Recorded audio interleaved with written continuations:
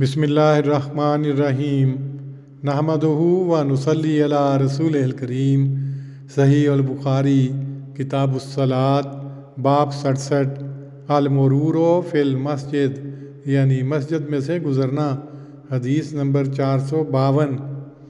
ابو بردہ نے اپنے باپ سے، ان کے باپ نے نبی صلی اللہ علیہ وسلم سے روایت کی کہ آپ صلی اللہ علیہ وسلم نے فرمایا، جو ہماری مسجدوں اور ہمارے بازاروں میں کسی جگہ تیر لے کر گزرے تو چاہیے کہ وہ ان کو پھلوں سے پکڑے، اپنے ہاتھ سے کسی مسلمان کو زخمی نہ کر دے۔ تشریح۔ روایت نمبر 452 کے الفاظ لا یاکر بکفیہ مسلمہ خاص کر قابل توجہ ہیں۔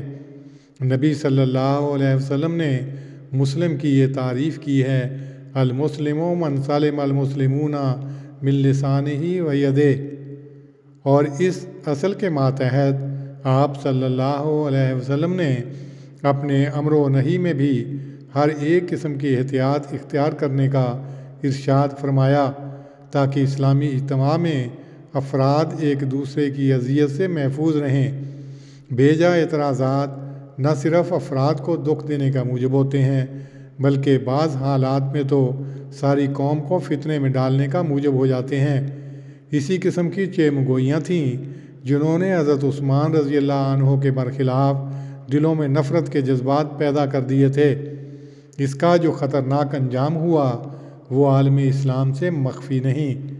اللہم صلی علی محمد وعلی آل محمد کما صلیت علی ابراہیم وعلی آل ابراہیم انک حمید مجید۔